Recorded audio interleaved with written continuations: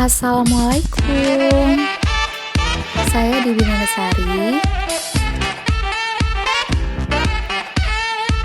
dari Magister Ilmu Manajemen Universitas Sumatera Utara. Mata kuliah Manajemen Keuangan Lanjutan, dosen Profesor Dr. Spencer Sardia SME dengan materi Financial Distress. Mind Mapping Financial Distress. Menurut Gamayuni, financial distress adalah keadaan kesulitan keuangan atau likuiditas yang mungkin merupakan awal terjadi kebangkrutan. Macam bentuk financial distress. 1. Economic failure, yaitu di mana suatu keadaan pendapatan perusahaan tidak dapat menutup total biaya perusahaan termasuk biaya modal. 2. Business failure, yaitu di mana suatu keadaan perusahaan menghentikan kegiatan operasional dengan tujuan mengurangi kerugian di kreditor. Technical insolvency, yaitu di mana suatu keadaan perusahaan tidak mampu memenuhi kewajiban yang jatuh tempo. Yang keempat, insolvency in bankruptcy, yaitu di mana suatu keadaan nilai buku dari total kewajiban melebihi nilai pasar aset perusahaan. Yang kelima yaitu legal bankruptcy, yaitu di mana suatu keadaan perusahaan dikatakan bangkrut secara hukum. Penyebab financial distress. 1. Neoclassical model, yaitu kebangkrutan terjadi apabila alokasi sumber daya dalam perusahaan tidak tepat. 2. Financial model, yaitu percampuran aset benar namun struktur keuangan salah dengan liquidity constraint.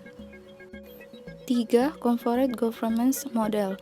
Menurut model ini, kebangkrutan memiliki campuran aset dan struktur keuangan yang benar namun dikelola dengan buruk.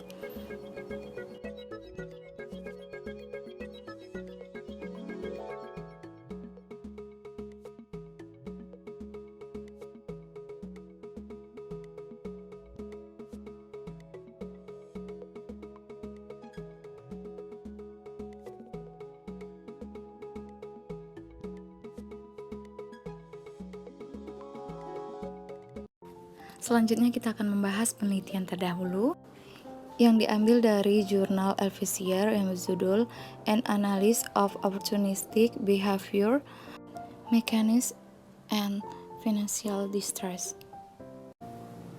Penelitian ini dilakukan dengan menggunakan sampel perusahaan publik Malaysia dalam rentang waktu 2010 hingga 2012. Dua hipotesis didukung H2 dan H3 dan satu ditolak H1.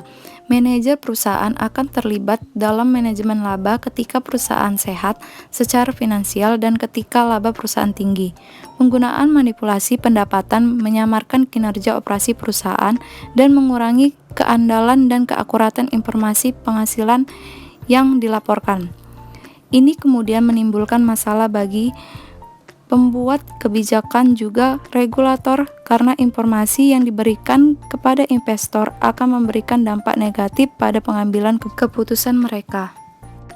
Kekhawatiran ini telah mendorong pembuat kebijakan dan regulator untuk mengembangkan dan menetapkan undang-undang dan peraturan untuk memastikan akurasi dan keandalan informasi yang dilaporkan untuk melindungi kepentingan para pemangku kepentingan yang mengandalkan informasi yang dilaporkan untuk membuat keputusan ekonomi. Penelitian ini hanya menggunakan satu jenis model akural, sehingga mengurangi kekuatan pada penelitian ini.